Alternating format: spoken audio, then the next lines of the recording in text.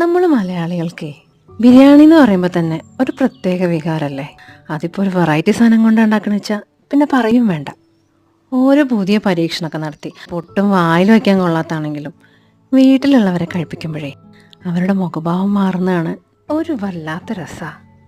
പിന്നെ എന്തുണ്ടാക്കി കൊടുത്താലും അത് വളരെ നന്നായിട്ടുണ്ട് എന്ന് അഭിപ്രായം പറയാൻ ഒരാളോട് ഉണ്ടെങ്കിൽ പിന്നെ നമ്മൾ നിലത്തൊന്നായിരിക്കില്ല, അങ്ങ് പൊന്തി പൊന്തി ആകാശം വരെ എത്തും. കോളിഫ്ലവർ, മഞ്ഞൾപ്പൊടി, ഉപ്പ്, ഇഞ്ചി വെളുത്തുള്ളി പേസ്റ്റ്, കാശ്മീർ ചില്ലി, പെരിഞ്ജീരകപ്പൊടി, കെച്ചപ്പ്, സോയ സോസ്, നാരങ്ങ നീര്, അരിപ്പൊടി, കോൺഫ്ലവർ, മുട്ട, സേമിയ, സബോള, തക്കാളി, പച്ചമുളക്, പെപ്പർ പൗഡർ, ബിരിയാണി മസാല, മല്ലിച്ചപ്പ്, പുതിന. ഞാൻ ആലോചിക്കുകയായിരുന്നേ, ഇതെന്താ എനിക്ക് നേരത്തെ തോന്നിയില്ല എന്ന്. പിന്നെ പാചക നൈപുണ്യം കൊണ്ട് അഗ്രഗണ്യാവനം വേണമല്ലോ ഒരു സമയം, അല്ലേ?